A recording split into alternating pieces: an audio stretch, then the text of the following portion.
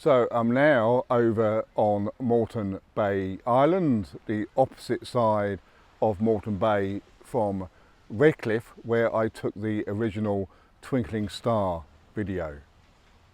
So Redcliffe is in the middle of the field of view, and then to the left we've got Brisbane and the port of Brisbane, and we can actually see the twinkling star effect there with the light coming across the water and it's sparkling.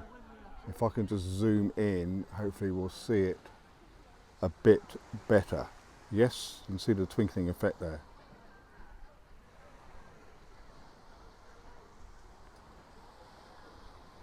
So still on Moreton Bay Island, we've got an example of twinkling lights. The ones in the middle are actual navigation lights on the water, which are just flashing as they normally do. But to the right, we've got lights which are twinkling due to atmospheric turbulence.